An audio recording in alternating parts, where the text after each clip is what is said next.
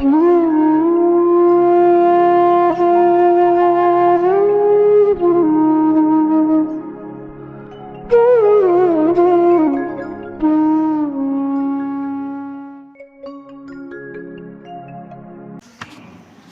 सहस्रनाम स्तोत्र जिसमें अपन ने 3 शतकों के बारे में जाना है। कल्याण मंदिर में एक काव्य आता है, आस्था मचिंत्य महिमा जिन संस्तवस्ते नामापि पाति भवतो भवतो जगति।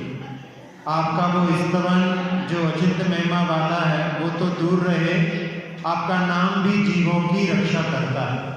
तो इसमें एक एक नामों से 1008 नामों के स्तुति आचार्य जैनसिंह स्वामी के द्वारा की गई है। कल हमने जिस शतक को पढ़ा था उसको अपन पहले दोहरा लेते हैं। स्थ विष्ठ स्थिविरोजिष्ठ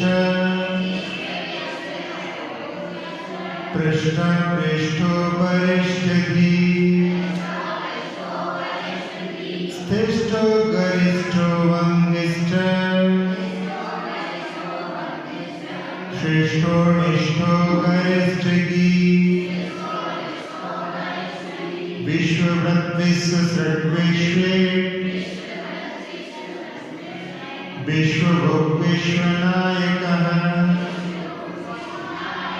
विश्वासी विश्वरूपात्मा विश्वजित् विदितान्तकः विभवो विवयो वीरो विशोको विजिरोजरन् विरागो विरतो संगो विविक्तो वीतमत्सरः विनयजन्ता बन्धुर् विलीनाशेषकल्मषः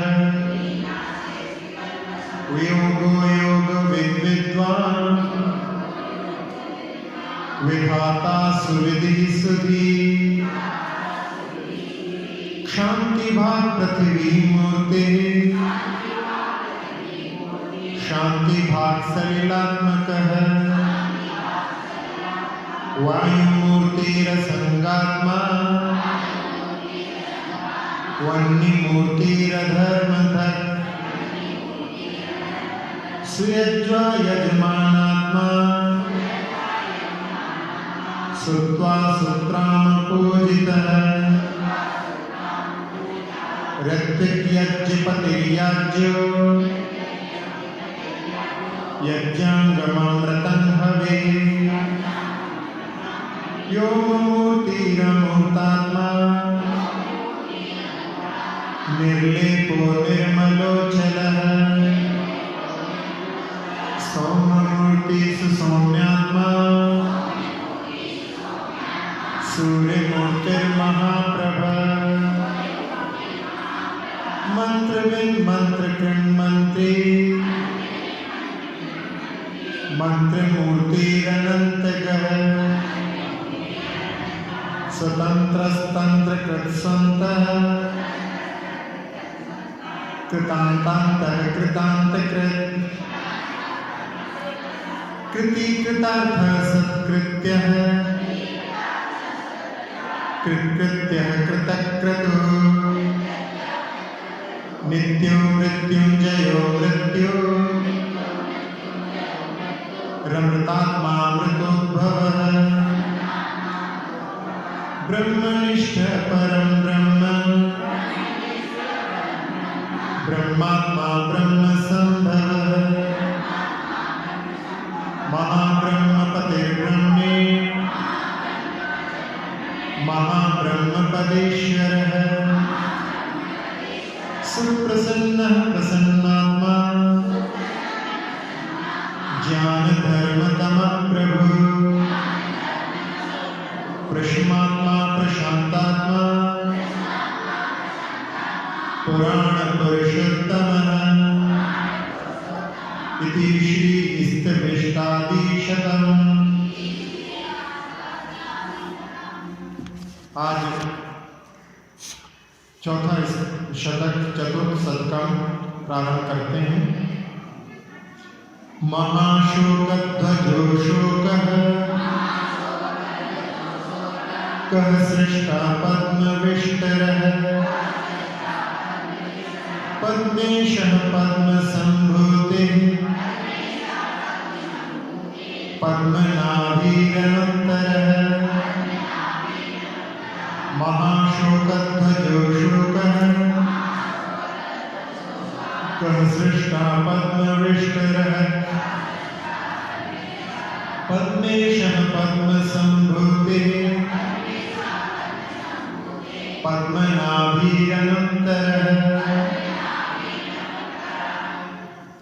महाशोकध्वज विशाल अशोक वृक्ष का चिन्ह होने से, जहाँ समोशरण में भगवान विराजमान होते हैं, उनके पीछे एक अशोक वृक्ष होता है जो भगवान के अवगाहना से 12 गुना होता है। इतना ही बड़ा मानस्तंभ होता है, इतना ही बड़ा अशोक वृक्ष होता है। भक्तामर की वो महिमा जिसमें अशोक वृक्ष को काले बादलों के समान और भगवान को स्वर्णिम सूर्य के समान, जैसे काले बादलों के पास सूर्य बहुत अच्छा लगता है, ऐसे ही भगवान अशोक वृक्ष के नीचे शोभायमान होते हैं। जिसकी जड़ नहीं होती, जो पृथ्वी का एक होता है और इतना सुंदर होता है, उसमें झालर घंटे आदि लगे होते हैं कि उसकी सुंदरता को देख करके इंद्र का मन भी अपने उपवनों में नहीं रखता, वो भी बार बार भगवान के समोशरण में आता है। तो ऐसा जो है अशोक वृक्ष होता है। भगवान आदिनाथ का जिस वृक्ष के नीचे केवल ज्ञान हुआ वो वट वृक्ष था। कहते हैं इलाहाबाद में वो वट वृक्ष अभी भी है। वैसे तो 10,000 वर्ष उसकी आयु होती वनस्पति की, तो वो तो नहीं रहा होगा, बहुत समय हो गया आदिनाथ भगवान को तो, लेकिन फिर भी वहाँ पर मान्यता है कि वहाँ जहाँ मिलिट्री का गंगा के किनारे कुछ स्थान है, वहाँ पर विशालकाय वट वृक्ष है और महावीर भगवान का साल वृक्ष के नीचे केवल ज्ञान हुआ। तो जिस वृक्ष के नीचे भगवान को केवल ज्ञान होता है, वही वृक्ष अशोक वृक्ष कहलाने लगता है। यहाँ तक उपमा दी गई है कि वो भी शोक से रहित हो गया, इसलिए अपनी प्रसन्नता को अपने पुष्पों और फलों के माध्यम से, फूलों के माध्यम से दर्शाता है। तो ऐसा जो चिन्ह है जिनका, इसलिए भगवान का नाम महाशोकध्वज। अशोक जो शोक से रहित हैं, इसलिए भगवान का नाम अशोक। स्वयं भी शोक से रहित हैं और जो उनकी शरण में आ जाता है वो भी शोक से रहित हो जाता है। कह सबके पिता होकर सुख देने से भगवान का नाम कह। सृष्टा स्वर्ग और मोक्ष की सृष्टि करने वाले होने से भगवान सृष्टा है। जीव स्वयं भगवान का आश्रय लेकर के और अपने संसार को नाश करके और अपने ही स्वर्ग और मोक्ष की सृष्टि करने में समर्थ होता है। भगवान ने उसका मार्ग बताया, इसलिए भगवान सृष्टा कहलाते हैं। पद्म विष्टरः कमलासन पर विराजमान होने से भगवान का नाम पद्म विष्टर। विष्टर शब्द आसन के लिए आता है, तो पद्म ही जिनका विस्तर है, ऐसे भगवान। पद्मेशः लक्ष्मी के स्वामी होने से भगवान का नाम पद्मेश। पद्म संभूति बिहार काल में चरणों के नीचे कमलों की रचना होने से भगवान का नाम पद्म संभूति। 225 कमलों की रचना होती है। इंद्र वहां पर अपने अभिज्ञान के माध्यम से ये नहीं लगाता कि भगवान को किस दिशा में जाना है, वो चारों दिशाओं में उनकी रचना करता है। इसलिए वहां पर 225 15 कमलों की 15 पंक्तियां होती हैं जिन पर भगवान का विहार होता है। एक ही भाव इस स्तोत्र में वहां लिखा कि भगवान जब चलते हैं तो उनके चरण के स्पर्श से वो कमल स्वर्ण में हो जाते हैं, लक्ष्मी के निवास हो जाते हैं, सुगंधित हो जाते हैं।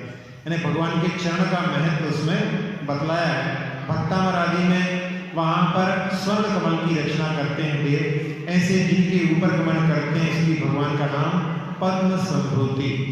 पद्म नाभि कमल के समान सुंदर नाभि होने से भगवान का नाम पद्म नाभि। अनुत्तर आपसे श्रेष्ठ अन्य कोई न होने से भगवान का नाम अनुत्तर। मन में ऐसी श्रद्धा होनी चाहिए कि वीतराग प्रभु के समान संसार में कोई दूसरा नहीं है। ऐसी श्रद्धा का अगाध अपने मन में विश्वास जमाना चाहिए। कई बार लोग आस पड़ोस की बातों में गाफिल होकर के इधर उधर जाने के लिए तैयार हो जाते हैं, लेकिन भगवान जैसे गुणों से भरे हुए कोई भी नहीं है संसार में, आपसे श्रेष्ठ कोई नहीं है, इसलिए भगवान का नाम अनुत्तर है। पूर्व भव में एक जिसने कि नमोकार का श्रवण करके और सेठ का पुत्र ग्वाली की अवस्था में एक उसके लिए फूल मिलता है। वो सोचता है इस फूल को मैं सेठ को दे देता हूँ, क्योंकि सेठ को ही समझता है सर्वश्रेष्ठ है। सेठ के पास जाता है तो कहता है कि मेरे जैसे बहुत से सेठों का राजा मुखिया है, तुम उनके पास जाओ। और जब राजा के पास जाता है तो वो कहता है कि जिनराज से बढ़कर के कोई नहीं है, इस फूल को तुम उनके चरणों में समर्पित करो। तो ऐसे ही अपने मन में कि इनसे श्रेष्ठ कोई नहीं है, ऐसे भगवान का नाम अनुत्तर। पद्मयोनिर्जगद्योनि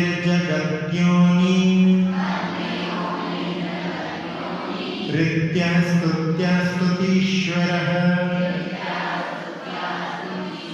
स्तनारो ऋषिकेशो जितजेयः कृतक्रियः पद्मयोनिर्जगद्योनि ऋत्यः स्तुत्यः स्तुतीश्वरः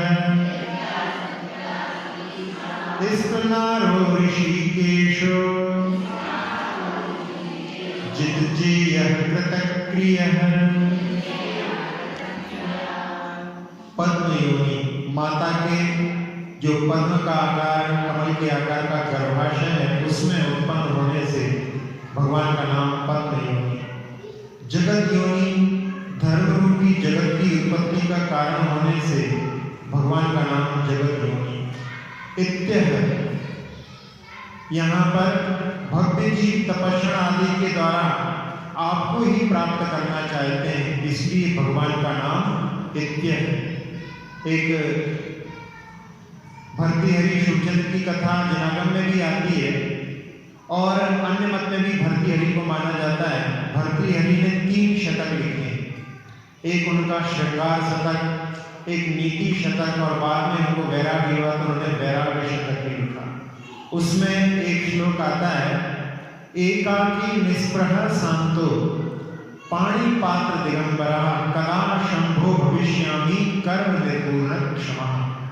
यानी वो अन्य मत के दीपक दृष्टि से देखें तो अन्य मत के साधु होने के बाद में भी वहां पर क्या भावना कर रहे हैं कि मैं एकाकी निष्प्रह शांत और पाणी पात्र में आहार करने वाला दिगंबर कब बनूंगा। कदा शंभो भविष्यामि कर्म निर्गुण क्षमा, पूरे कर्म को नष्ट करने में समर्थ जो होते हैं, ऐसा मुनि में कब बनूंगा। तो यहाँ वही बात को कहा गया है कि भव्य जीव तपस्या आदि के द्वारा आपको ही प्राप्त करना चाहते हैं, इसलिए भगवान का नाम नित्य है। स्तुतीश्वर, स्तुतियों के स्वामी होने से भगवान का नाम स्तुतीश्वर। स्तुत्य, स्तुति करने योग्य होने से। स्तनार, स्तुतियों के पात्र होने से भगवान का नाम स्तनार है। ऋषिकेश, ऋषि शब्द जो होता है वो इंद्रियों के लिए आता है और इंद्रियों को बस में करने से भगवान का नाम ऋषिकेश। आप लोगों ने इष्टोपदेश भी पढ़ा हो तो उसमें आता है ऋषि कज मनातंकम। ऋषि यानी इंद्रियों से उत्पन्न होने वाला, ऐसा सुख वहां पर स्वर्गों में होता है, उसके लिए ऋषि शब्द जो है वो इंद्रियों संबंधी है। तो ऋषिकेश इंद्रियों को बस में करने वाले होने से। जित जेय, समस्त मोहादि शत्रुओं को जीत लेने से भगवान का नाम जित जेय। कृतक्रिया, करने योग्य समस्त क्रियाएं कर चुकने योग्य होने से भगवान का नाम कृतक्रिय है। गणाधिपो गणज्येष्ठो गण्यः पुण्यो गणाग्रणी गुणाकरो गुणाम्बोधिर्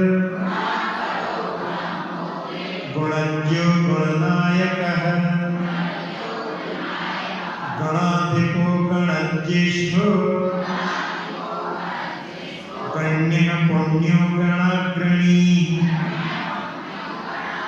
गुणाकरो गुणाम्बोधिर्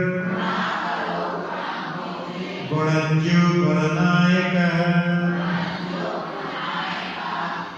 गणाधिपः 12 सभा रूपी गण के स्वामी होने से भगवान का नाम गणाधिप है। 12 सभाएं होती हैं, जहाँ क्रम यदि अपन देखें तो सबसे पहले गणधर स्वामी के साथ में सारे मुनिराज, दूसरे नंबर पर वहाँ कल्पवासिनी देवियाँ, तीसरे नंबर पर आर्यिकाओं के साथ में सारी महिलाएं, चौथे नंबर पर ज्योतिष देवियाँ, व्यंतर देवियाँ, भवनवासी देवियाँ, फिर भवनवासी देव, व्यंतर देव, ज्योतिष देव, कल्पवासी देव, श्रावक चक्रवर्ती के साथ में, और सबसे आखिरी में 12वें कोठे में क्रियंश। अब एक प्रश्न आपसे करें यहाँ पर कि सबसे पहला कोठा तो मुनिराजों को, गणधरों को दिया, ठीक है, दूसरा कोठा कल्पवासी देवियों को क्यों दिया? वैसे कोई आगम में ऐसा वर्णन नहीं है, लेकिन चिंतन की बात है।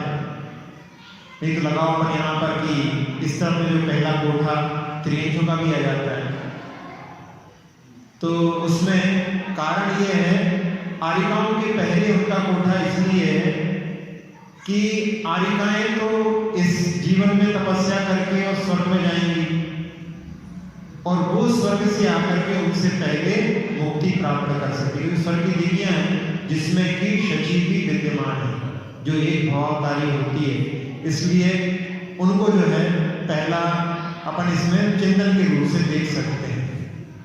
फिर गणज्येष्ठ, समस्त गुणों में श्रेष्ठ होने से भगवान का नाम गणज्येष्ठ। गण्य, अनंत गुणों के स्वामी होने से भगवान का नाम गण्य। पुण्य, पवित्र होने से भगवान को पुण्य के रूप में या पुण्य नाम से पुकारते हैं। गणाग्रणी, सबसे अग्रेसर होने से भगवान का नाम गणाग्रणी। गुणाकर, गुणों की आकर यानी खान, गुणों की खान होने से भगवान का नाम गुणाकर। गुणाम्बोधि, अम्बोधि शब्द समुद्र के लिए आता है, तो गुणों के समुद्र होने से भगवान का नाम गुणाम्बोधि। गुणज्ञ, गुणों को जानने से भगवान का नाम गुणज्ञ। गुणनायक, समस्त गुणों के नायक होने से भगवान को गुणनायक पुकारते हैं। गुणांतरी गुणोच्छेदी निर्गुण पुण्य की गुण शरण्य पुण्य बापूतो वैण्य पुण्य नायक। गुणादरी गुणोच्छेदी निर्गुण पुण्य की गुण शरण्य पुण्य बापूतो वैण्य पुण्य नायक। गुणादरी, गुणों का आदर करने से भगवान का नाम गुणादरी। इस समय भक्तामर का वो काव्य जो 27वां काव्य है, को विस्मयोत्र यदि नाम गुणैरशेषैः त्वं संस्थितो निरवकाश तया मनीष। दोषैरूपान्त विविधाश्रय जात गर्वै स्वप्नांत रेपि न कदाचित् पीक्षितोऽसि। उसमें जो व्याज निंदा अलंकार जैसा लगता है कि भगवान जिनको कहीं शरण नहीं मिली वो सब आपके पास में आ गए, लेकिन उसका कारण क्या है? आपने सब गुणों का आदर किया, इसलिए सारे गुण आपके पास पहुंच गए, और दोषों के लिए बहुत से आश्रय स्थान मिल गए, तो वो उनको बहुत सारे स्थान मिल गए, तो गर्भ में कभी भी आपके पास नहीं पहुंचे। लेकिन इसमें कि बाकी सारे संसार के जीवों ने गुणों का आदर नहीं किया, उन्होंने दोषों का ही आदर किया।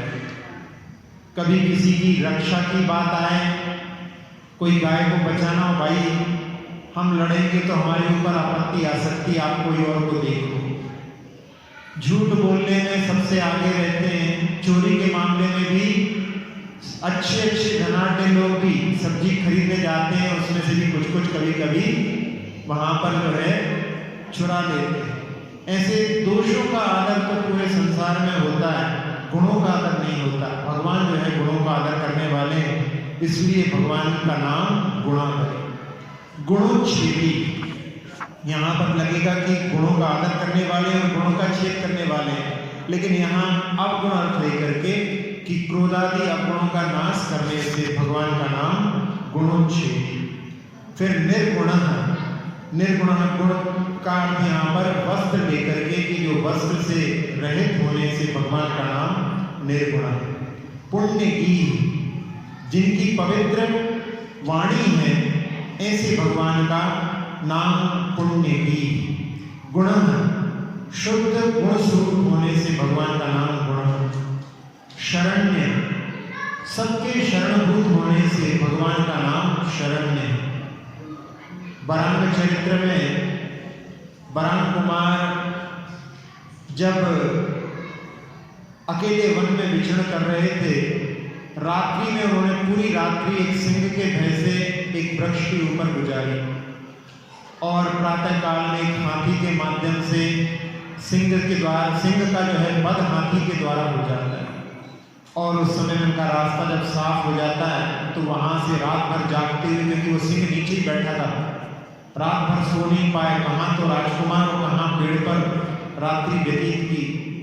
और फिर थकान थी, एक सरोवर को देख करके स्नान का मन हुआ और उसमें स्नान करने के लिए गए। स्नान करके डुबकी लगा करके जब निकलने के लिए हुए तो किसी घड़ियाल ने उनका पैर पकड़ लिया और उस समय में उन्होंने जोर लगाया, लेकिन टस से मस नहीं हुआ पैर।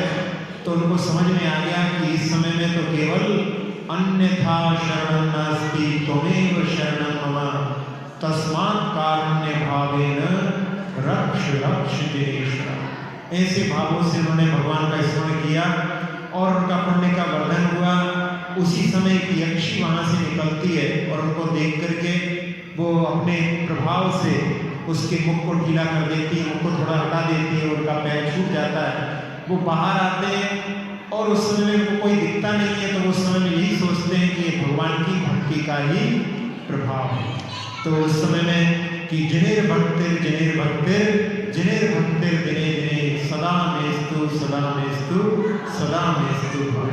तो यहाँ भगवान का नाम दिया है शरण्य, सबके शरणभूत होने से भगवान का नाम शरण्य। पुण्यवाक, पुण्य रूप वचन होने से भगवान का नाम पुण्यवाक। पवित्र होने से वरेण्य, सबसे श्रेष्ठ होने से भगवान को वरेण्य पुकारते हैं। और पुण्य नायक, पुण्य के स्वामी होने से, क्योंकि तीर्थंकर प्रकृति सब सर्वोच्च है पुण्य में, उसके स्वामी होने से भगवान का नाम पुण्य नायक। अगण्य पुण्य धीर पुण्य पुण्यकृत पुण्य शासन धर्मारामो गुणग्राम पुण्य पुण्य निरोधक। अगण्य पुण्य धीर पुण्य पुण्यकृत पुण्य शासन धर्मारामो गुणग्राम पुण्य पुण्य निरोधक। अगण्य अन्य गुणों के धारी होने से, पुण्य भी पवित्र ज्ञानी होने से, गुण्य सबका कल्याण करने एवं समोषण के योग्य होने से भगवान का नाम पुण्य। पुण्यकृत, पुण्य के कर्ता होने से, पुण्य शासन, पुण्य रूप मार्ग होने से भगवान का नाम पुण्य शासन। धर्मारामन, धर्म का समूह होने से, गुणग्राम, गुणों का समूह होने से, पुण्य पुण्य निरोधक, पुण्य और पाप दोनों का निरोध करने से। भगवान ने तो सभी कर्मों का क्षय किया है और कर्मों का संबंध जब तक है तब तक संसार है। तो यहाँ पहले पाप का निरोध करके और बाद में पुण्य का भी निरोध अपने आप हो जाता है। जैसे जब समय सारादी ग्रंथों को देखते हैं तो उसमें सोने की बेड़ी और लोहे की बेड़ी इनकी संज्ञा दी जाती है, लेकिन ये ऊपरी अवस्था में है। श्रवण की अवस्था में वहाँ पर उनके लिए पुण्य और पाप दोनों से ऊपर उठने के लिए कहा गया, लेकिन प्रारंभिक भूमिका में तो पुण्य उपादेय होता है कथनचित, और बाद की अवस्था में पाप तो सर्वथा हे होता है, और बाद की अवस्था में शुद्धोपयोग के लिए पुण्य पाप दोनों ही को छोड़ करके ऊपर उठना पड़ता है। इसलिए भगवान का नाम यहाँ पर पुण्य निरोधक। पापापेतो विपापात्मा विपाप्मा वीत कल्मषः निर्द्वंद्वो निर्मदः शान्तो निर्मोहो निरुपद्रवः।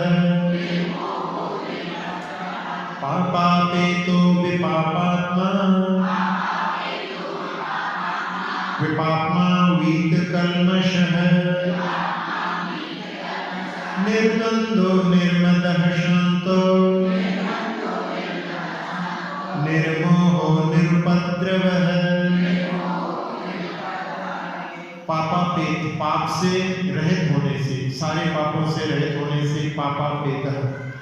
विपापात्मा यहाँ पर आत्मा से समस्त पाप विगत हो चुके हैं, इसलिए भगवान का नाम विपापात्मा। फिर विपाप्मा आपने पाप कर्म नष्ट कर दिए हैं, इसलिए विपाप्मा। वीत कल्मषः कर्म रूपी कल्मष से रहित होने से वीत कल्मषः। निर्द्वंद्व, वैसे अपने यहाँ पर जो वीत शब्द लिखा है, इसमें वीत शब्द में अपन ये समझते हैं बीत गया है कल्मष जिनका, ऐसा नहीं है इसमें अर्थ। यहाँ पे वी जो है यहाँ पर हुआ है हुआ, तो वीत का अर्थ होता है विगत विगतः गतः इतः रागा, जिनका की विशिष्ट राग जो है इतः यानी बीत गया है, इन्हें नष्ट हो गया। विशेष रूपेण इतः गतः कल्मषः इति वीत कल्मषः। यानी वीत शब्द अपन कह रहे हैं, वीत वो भी रूप नहीं है यहाँ पर छोटी बी यानी विशेष रूप से, और उसमें जुड़ी है इतः, इसको मिलकर के बीतः बना है। तो जिन्होंने कर्म रूपी कल्मष को नष्ट कर दिया है, इसलिए भगवान का नाम वीत कल्मषः। निर्द्वंद्वः परिग्रह रहित होने से भगवान का नाम निर्द्वंद्व। निर्मदः अहंकार रहित होने से भगवान का नाम निर्मद।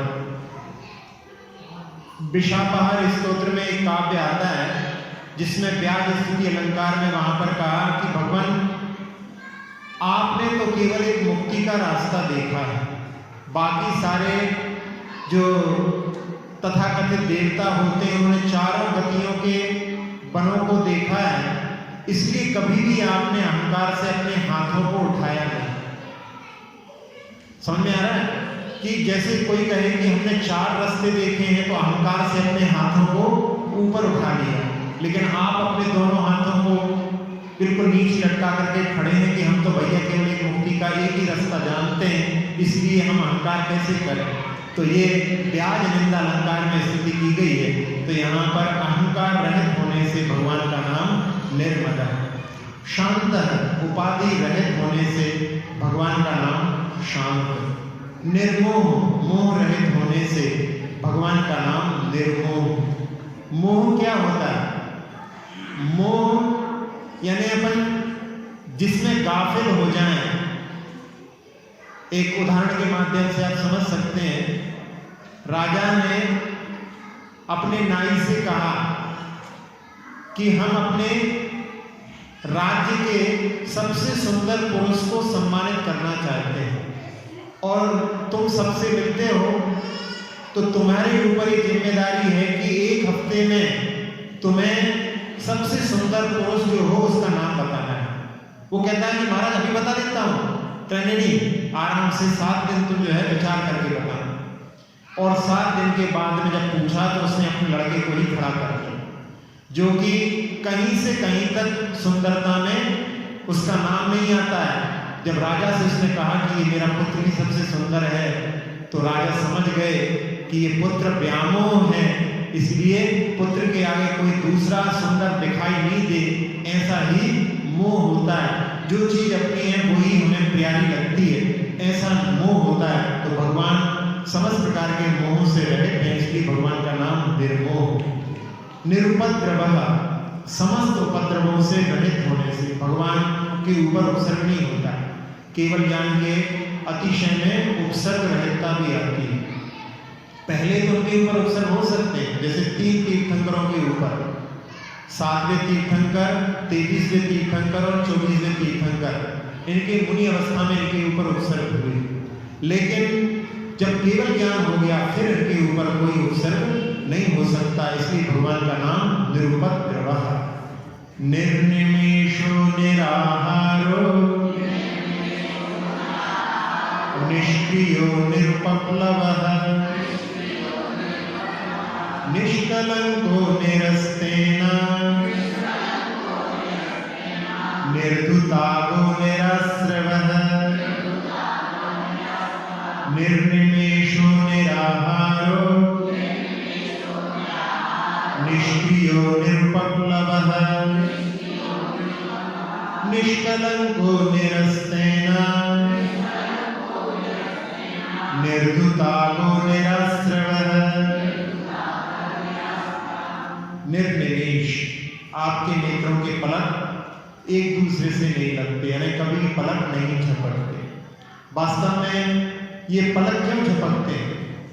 क्योंकि अपनी आंखों के पास में जो किनारे हैं वहां पर अश्रु ग्रंथियां होती हैं, और यदि अपन पलक नहीं झपकेंगे तो वो अश्रु सारी आंखों से टपकने लगेंगे। इसलिए उनको एडजस्ट करने के लिए बार बार जो है अपन पलक झपकते हैं, और 1 मिनट में 20 से 25 बार पलक झपकते हैं। तो ये सब भगवान तो परम औदारिक शरीर वाले हो गए हैं, उनके शरीर से सारे विकार निकल चुके हैं, तो ऐसे ये भी जो है एक विकार कह सकते हैं अपन। तो आपके नेत्रों के पलक एक दूसरे से नहीं लगते, इसलिए भगवान का नाम निर्निमेष। इसके बाद में निराहार, कवलाहार नहीं करने से भगवान का नाम निराहार है। वैसे उनका नौकर्माहार तो प्रत्येक समय चलता रहता है। अपन लोग भी नौकर्माहार करते हैं, जहां लोग घड़ी पहनते हैं उसके नीचे देखें अपन तो वहां पर सफेद सफेद हो जाता है। वहां पर जो नौकर वर्णाओं का शरीर से अच्छी तरह से संबंध नहीं हो पाता, इसलिए वहां की जो स्किन है, त्वचा है, वो थोड़ी सफेद सफेद सी हो जाती है। तो पूरे शरीर से अपन वर्णाओं को ग्रहण करते हैं, कवलाहार और दोनों के माध्यम से ही अपना कार्य चलता है। सारे संसार के प्राणी नौकरमाहार करते हैं, लेकिन भगवान का विशेष रूप से नौकरमाहार होता है। वैसा ग्रहण करने में संसार में और कोई समर्थ नहीं होता। यहाँ पर कवलाहार न करने से भगवान का नाम निराहार। निष्क्रिय, क्रिया एक जगह से दूसरी जगह तक स्थानांतर होने को नाम क्रिया कहते हैं।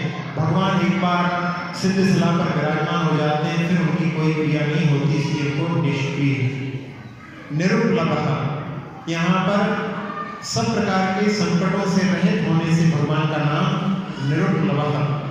निष्कलंकः, कलंक रहित होने से निष्कलंक। निरस्तेन, पापों को दूर करने से। फिर निर्धुतागः, अग का अर्थ जो है अपराध होता है, पाप होता है, इसलिए भगवान पापों का नाश करने से निर्धुतागः। निराश्रव, आश्रव रहित होने से। जो आश्रव के कारण होते हैं, मिथ्यात्व का उन्होंने नाश कर दिया, फिर अवृत्ति को भी छोड़ दिया, उसके बाद में कषायों पर भी विजय प्राप्त कर ली। अब इसके बाद प्रमाद को जीत लिया, कषायों पर विजय प्राप्त कर ली। योग मात्र भी उनका वहां पर है, और वो योग से योगी होकर के पूर्णतः आश्रम से रहित होते हैं। विशालो विपुल ज्योति रत्नोचिन्त्य वैभवः सुसंवृतः सुगुप्तात्मा सुहृत् सुनय तत्त्ववित्। विशालो विपुल ज्योति रत्नोचिन्त्य वैभवः सुसंवृतः सुसंवृतः सुगुप्तात्मा सुहृत् सुमय तत्त्वविद् विशाल यानी सबसे महान होने से, विप्लव ज्योति केवल ज्ञान रूपी अपार ज्योति को धारण करने से, अतुल उपमा रहित होने से, भगवान की भगवान कैसे हैं उपमा नहीं की जा सकती, क्योंकि भगवान तो भगवान जैसे ही, जैसे इष्टोपदेश में आता है नाके नाकौ कसाम सौख्यम नाके नाकौ कसाम है। स्वर्गों का सुख कैसा होता है, तो स्वर्गों का सुख तो स्वर्गों के सुख जैसा ही होता है, उसको भी उपमा नहीं दे सकते। इसी प्रकार से इसको बोलते हैं अनन्य उपमा अलंकार, यानी इसकी कोई अन्य उपमा नहीं की जा सकती। जैसे एक उदाहरण आता है गगनं गगनाकारं सागरः सागरोपमः राम रावणयोर्युद्धं राम रावणयोरेव। यानी आकाश कैसा है, आकाश के समान है, आकाश की किसी दूसरे से उपमा नहीं दे रहे, समुद्र की उपमा दूसरे से नहीं दे सकते। ऐसे ही राम रावण का जो युद्ध हुआ उसकी उपमा कोई से नहीं दे सकते, तो वही राम रावण के युद्ध के जैसा है। इसी प्रकार से यहाँ पर कह रहे हैं कि भगवान की उपमा नहीं दे सकती, इसलिए भगवान का नाम अतुल है।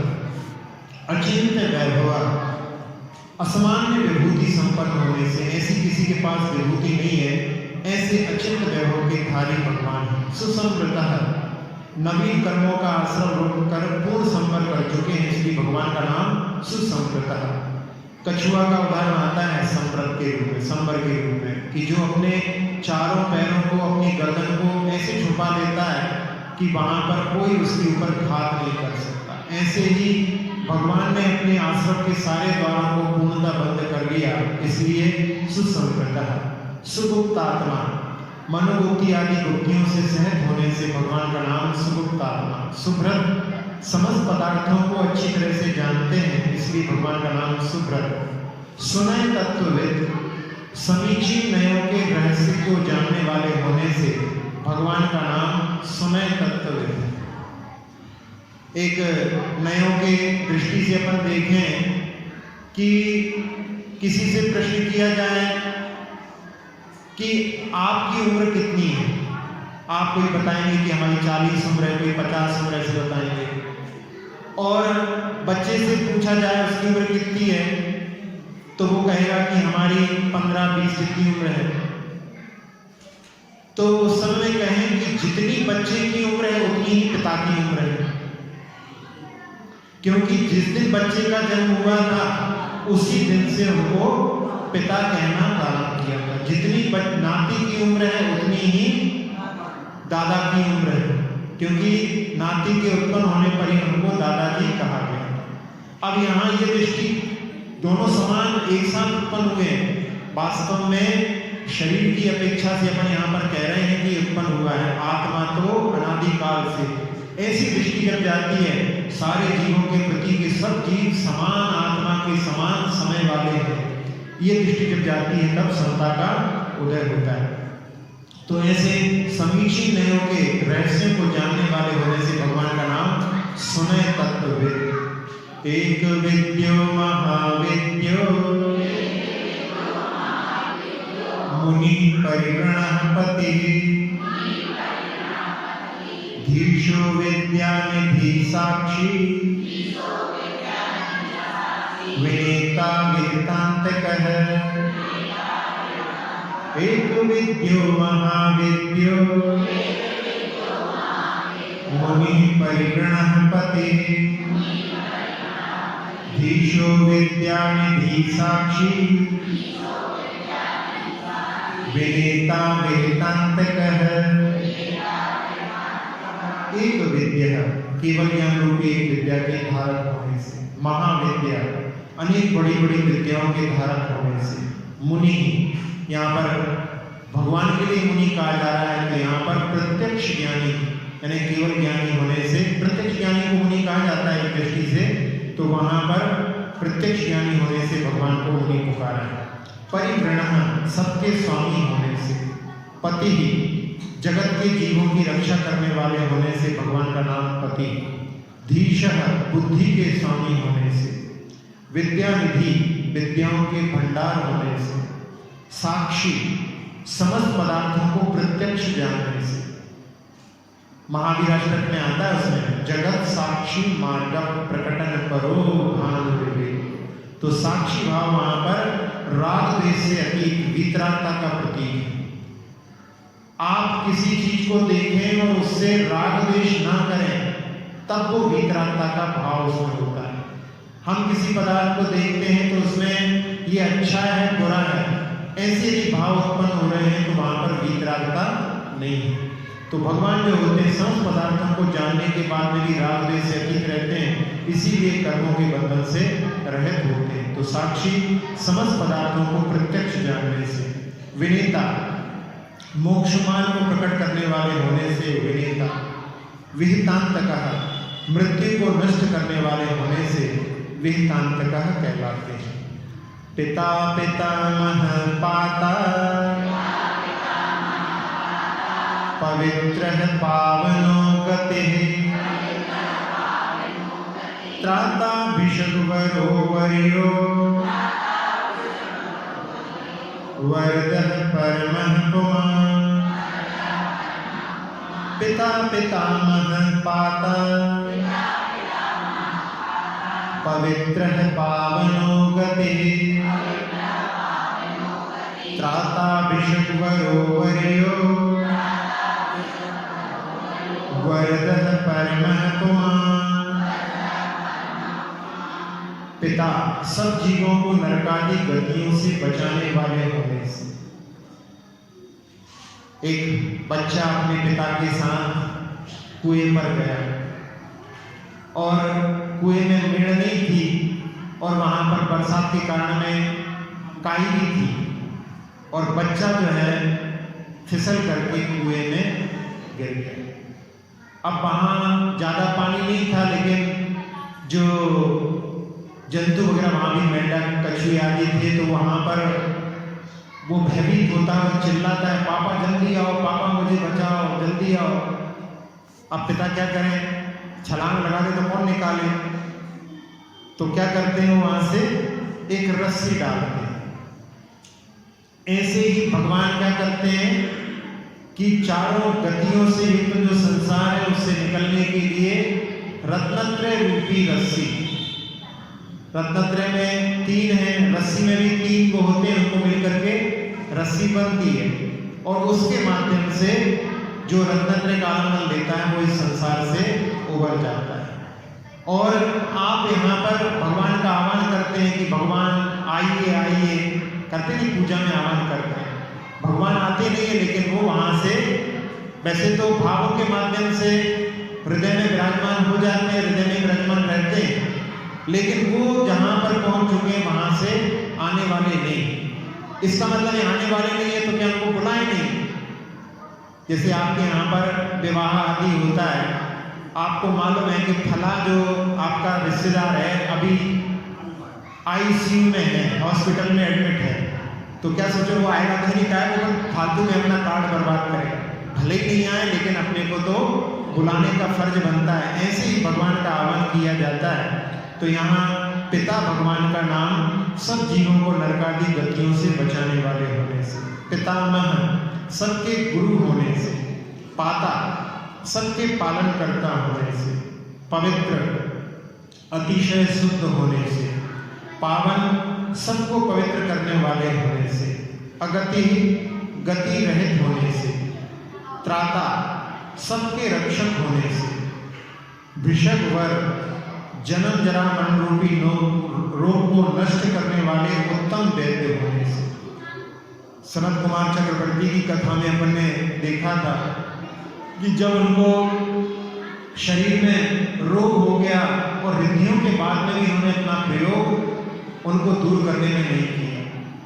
सौधर्म की सभा में वहां पर चर्चा चलती है कि रोग परिचय को सहन करने में कौन से मुनिराज सर्वश्रेष्ठ हैं, तो कहते हैं कि वो सनत कुमार चक्रवर्ती जो थे वह मुनि अवस्था में रोग का प्रतिकार भी नहीं करते।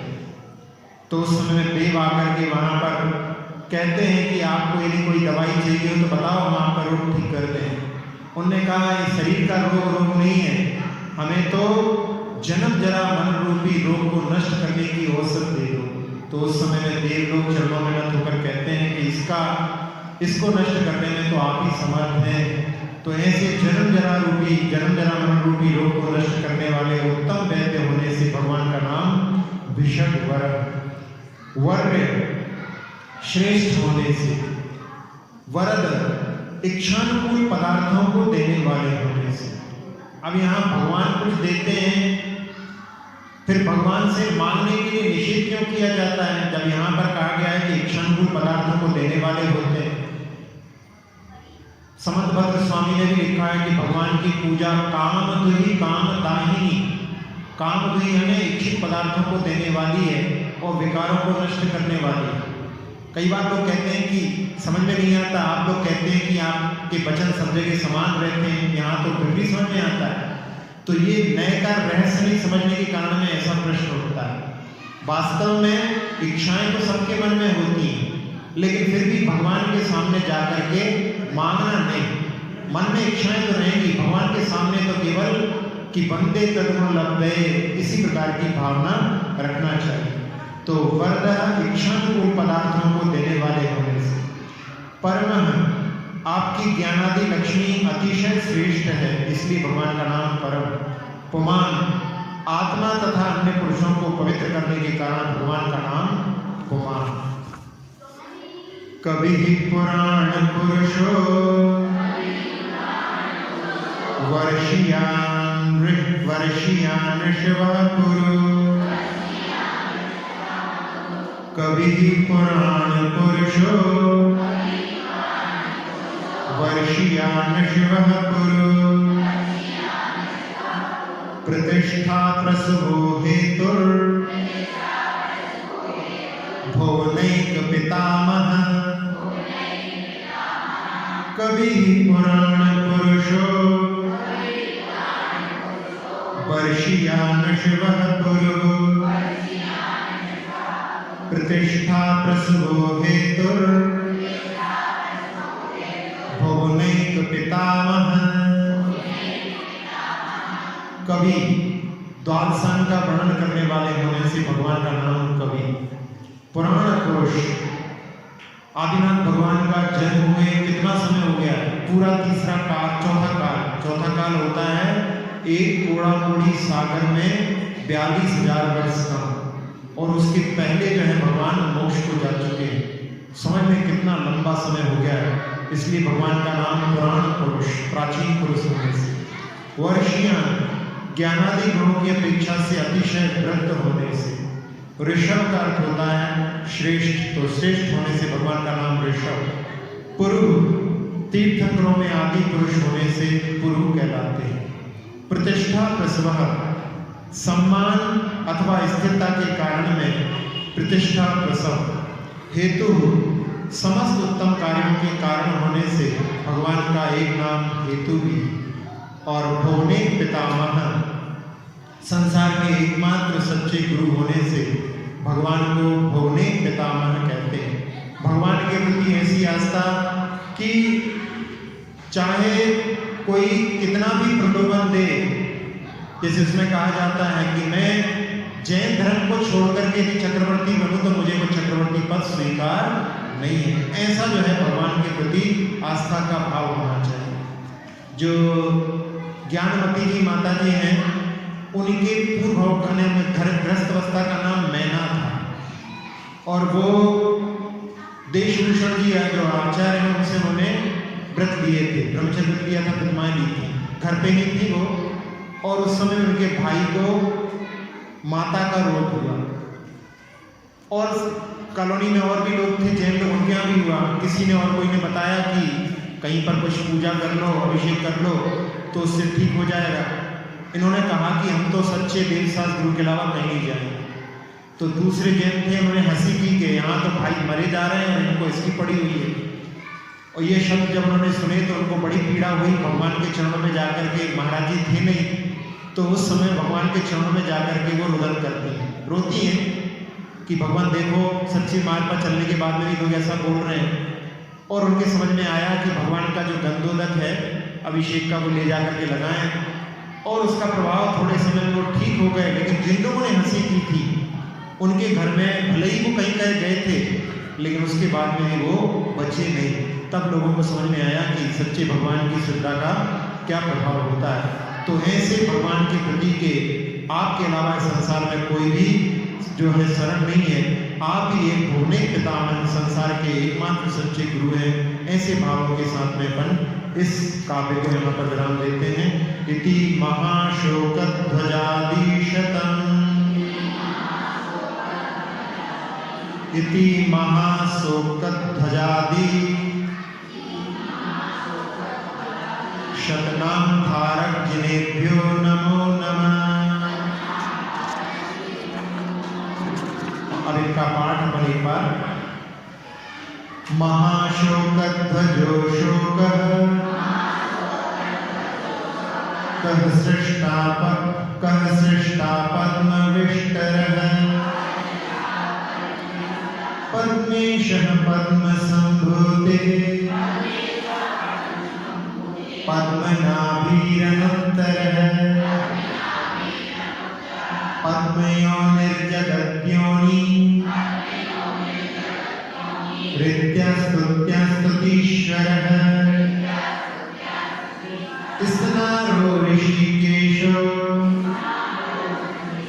जिज्ञेयः कृतक्रियः गणाधिपो गणज्येष्ठो गण्यः पुण्यो गणप्रिणी गुणाकरो गुणाम्बोधिर् गुणज्ञो गुणनायकः गुणादरी गुणोच्छेदी निर्गुणः पुण्यकीर्गुणः शरण्यः पुण्यवाक्पूतो वरेण्यः पुण्यनायकः अरण्यः पुण्यधीर्गुण्यः पुण्यकृत् पुण्यशासनः धर्मारामो गुणग्रामः पुण्यः पुण्यनिरोधकः पापापेतो विपापात्मा विपाप्मा वीतकल्मषः निर्गन्धो निर्मदः शान्तो निर्मोहो निरुपद्रवः निर्निमेषो निराहारो निष्क्रियो निरुपप्लवः निष्कलङ्को निरस्तेन निर्धुतागो निराश्रवः विशालो विपुलज्योति रत्नोचिन्त्यवैभवः सुसंवृतः सुगुप्तात्मा सुहृत्सुनयतत्त्ववित् महाविद्यो मुनिः परिगणः पति धीशो विद्यानिधि साक्षी विनेता वेदांतकः पिता पितामह पाता पवित्रः पावनो गतिः त्राता भिषग्वरो वर्यो वरदः परमः पुमान् कवि पुराण पुरुषो वर्षियान् शिवः पुरो प्रतिष्ठा प्रसवो हेतुर् भुवनैक पितामहः इति महाशोकध्वजादिशतम्।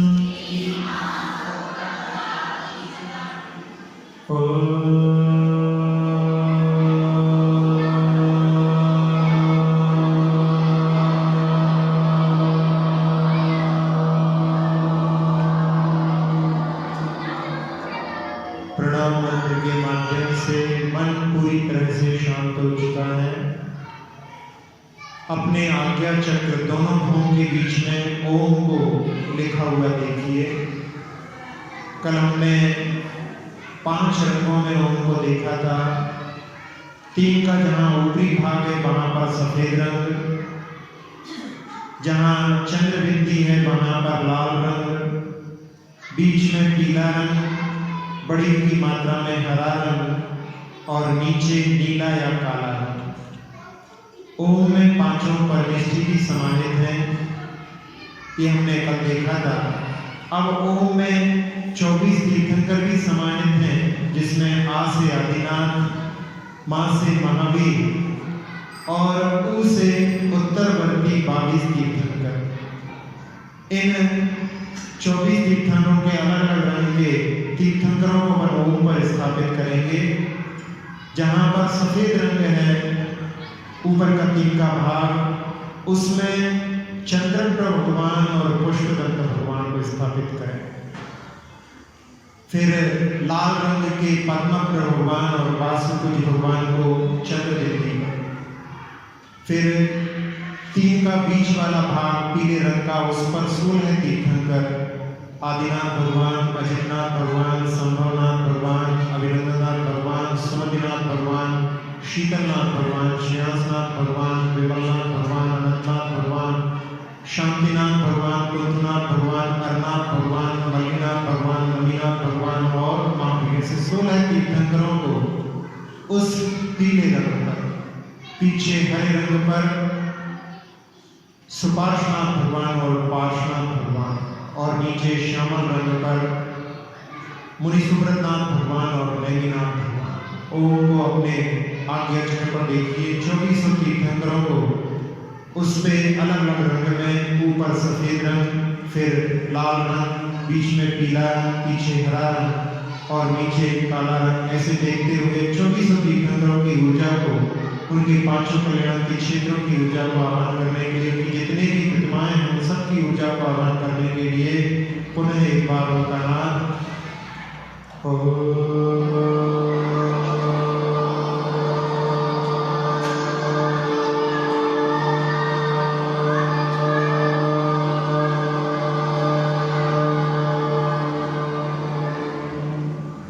चौबीसों तीर्थंकरों की ऊर्जा बरस रही है। उसमें मस्तिष्क को, नेत्रों को, नासिका को, मुख को, कर्ण को, कंठ को, फेफड़ों को, हृदय को, छोटी आंख, बड़ी आंख, किडनी, लीवर आदि सभी अंतरंग अवयवों को, मेरुदंड, पीठ, कमर, कंधे, गर्दन, हाथों को, जंघाओं, घुटनों, पिंडलियों, टखनों, एड़ियों, तलवों, अंगूठे से सभी उंगलियों, पूरे शरीर को अपने आगोश में लेकर के पूरे शरीर को, पूरे शरीर की त्वचा को, एक एक प्रदेश को निर्विकार, निरामय, निरोगी बना दिया।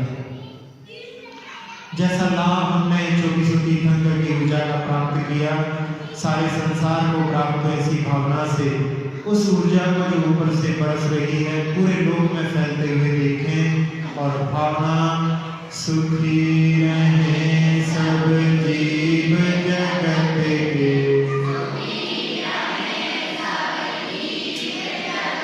कोई कभी ना घबरावे,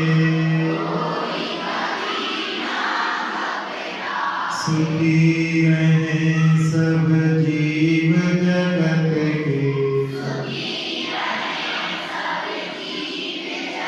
कोई कभी ना घबरावे, सुखी रहे सब जीव जगत के, कोई कभी ना घबरावे।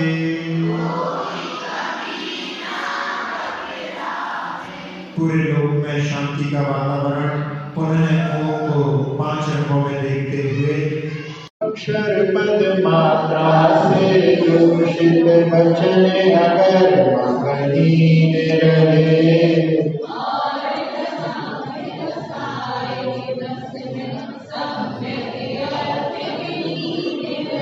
जिनवाणी माता मेरी सब त्रुटियों को क्षमा करे,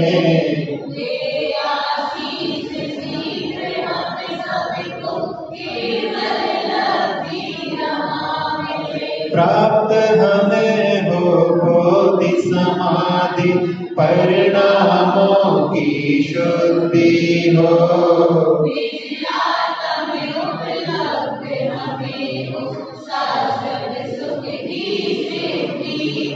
चिंतित वस्तु दात्री माता चिंतामणि उपमा भाती।